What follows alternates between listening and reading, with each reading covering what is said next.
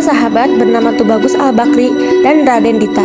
Mereka bertemu di pondok pesantren Nur El Falah dan belajar di sana hingga remaja dan tumbuh dewasa. Seiring berjalannya waktu, ketertarikan mereka terhadap ajaran Islam semakin besar hingga menumbuhkan tekad yang kuat untuk menyebarkan agama Islam. Raden Dita dan Tubagus berkumpul di sudut kampung, membicarakan rencana mereka untuk pergi menjual barang sambil menyebarkan dakwah.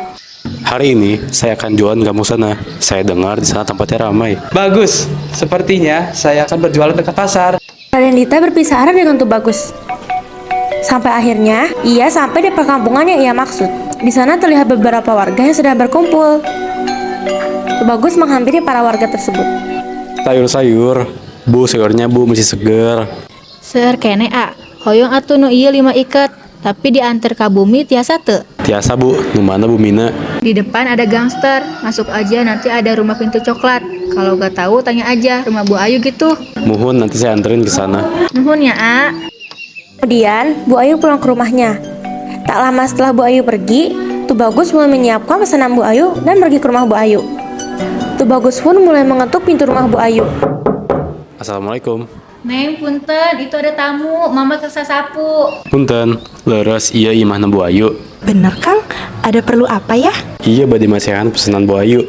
Oh nya Kang, kantun baraha? 5.000 Neng. Iya Kang, hatur nuhun. Sawangsulna. Tubagus keluar dari teras rumah Bu Ayu dengan perasaan yang gembira. Ia merasa bahwa ia baru melihat perempuan cantik Tias. Namun, Tubagus mengabaikan perasaannya.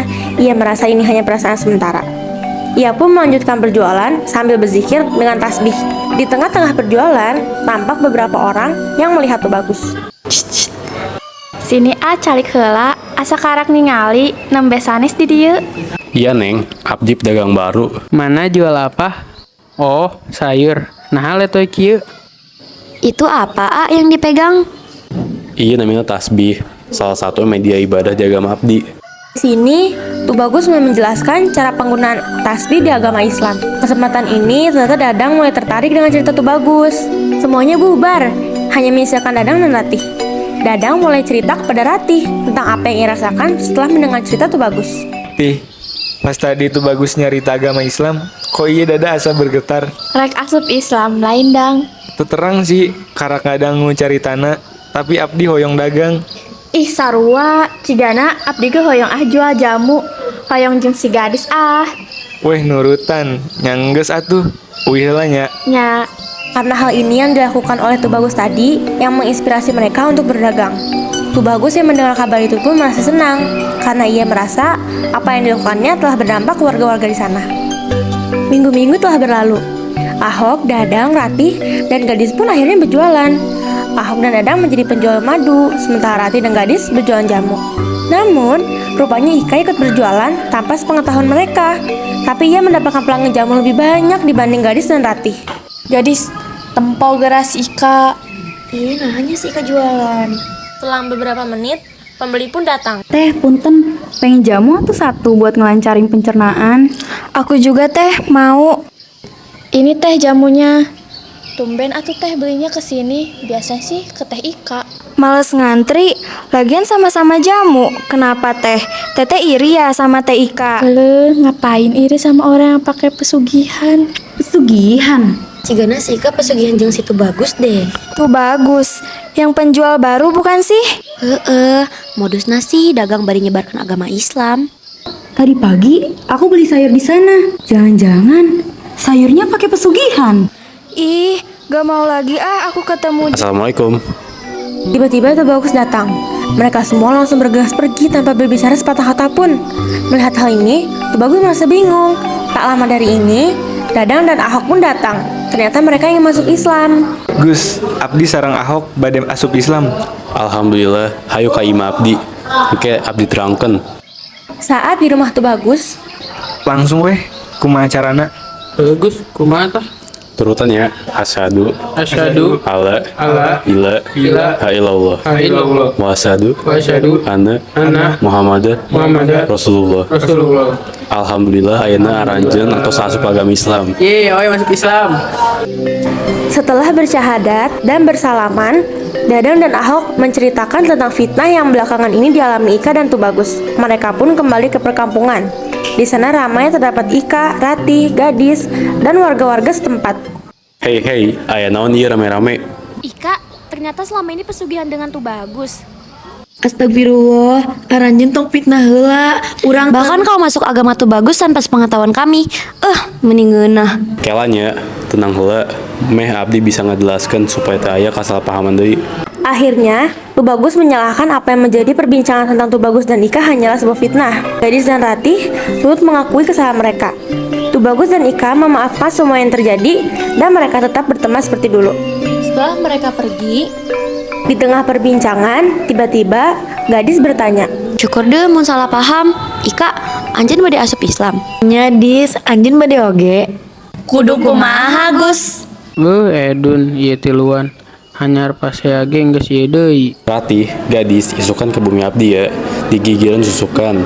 oh ya udah, duluan ya. Maghrib sian dicarekan si mama. setelah mereka pergi, mereka pun saling berbincang-bincang. Gus, benar kamu bakal menerima mereka. Pan tadi mereka udah ngejelekin kamu. Sesungguhnya Allah Maha Pengampun dan saya tidak mempunyai hak untuk membenci mereka.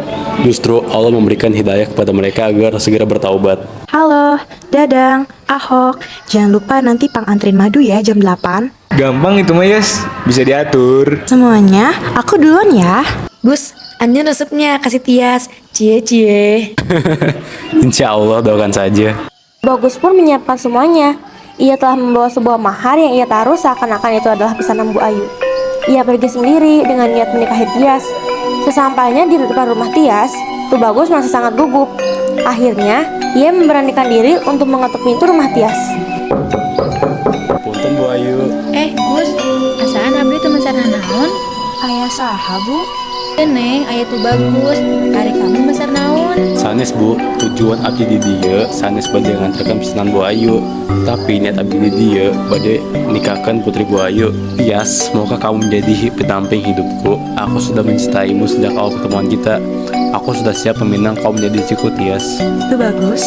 Aku siap menerima lamaranmu dan menjadi istrimu. Gus, ibu terang, anjeunna laki nu bager jeung Tias. Ayo kalebet heula. Hukum nikah perlu dipahami oleh setiap umat Islam. Pasalnya, bagi seorang muslim, pernikahan adalah ibadah yang paling lama selama ia hidup di dunia. Hal ini adalah yang membuat Rasulullah Shallallahu Alaihi Wasallam sangat menganjurkan seorang muslim untuk menikah. Tubagus berhasil melamar Tias menjadi istrinya. Kini, tibalah di hari di mana mereka akan menikah. Bakhoir sebagai penghulu, Muklis sebagai wali dari Tias, dan terdapat Tubagus yang siap di sana. Mempelai laki-laki sudah siap? Siap, Mbah. Saya nikahkan dan kawinkan engkau Tubagus bin Fulan dengan Tias Ayu binti Muklis dengan mas kawin seperangkat alat sholat, uang tunai senilai Rp250.000 dibayar tunai. Saya terima nikah dan kawinnya Tias Ayu binti Muklis dengan mahar tersebut bayar tunai. Bagaimana para saksi sah? Akhirnya, Tias dan Tubagus pun menikah juga. Mereka langsung pulang ke rumah Tubagus. Beberapa tahun berlalu, Tubagus dan Tias telah memiliki anak perempuan bernama Eis. Eis, emam ya. Biar cepet apa, Pak? Biar cepet gede dong. Nyam. Tubagus pun sedang membangun masjid bersama Raden Dita, Mbah Khoir, dan Mbah Khaidir. Namun, ternyata perjuangan mereka mendirikan masjid tak segampang itu. Rek naon ieu? Saha nu ngijinkeun? Kami sedang membangun masjid di sini. Kami sudah meminta izin ketua di sini. Sabodo teuing geus izin ge tetep ieu wilayah aing. Kunaon? Tempo ieu. Aya nu arek ngabangun masjid. Wah, teu bisa kitu atuh. Satuju urang. Sembarangan wae ngabangun masjid di dieu. Urang teu satuju. Tapi kami sudah meminta izin untuk membangun masjid ini. Temenang kitu atuh dak. Hei barudak, teu ngaganggu. Teu bisa kitu atuh. Kudu aya kesepakatan ti warga di dieu, lain ti ketua hungkul. Bener eta si Neneng, arurang menolak keras. Setelah beberapa perdebatan pun, akhirnya para pemberontak mereda. Mereka meminta maaf apa yang terjadi yang telah mereka lakukan. Dan setelah menunggu sekian lama, akhirnya masjid pun jadi dan siap digunakan untuk menjadi sarana beribadah. Dia dipakai untuk tempat sholat dan TPA bagi anak-anak yang ingin belajar mengaji di daerah tersebut. Neneng dia katanya mau ngaji. Jika harokat di bawah dibaca menjadi iya. Sekarang kita baca bareng-bareng ya.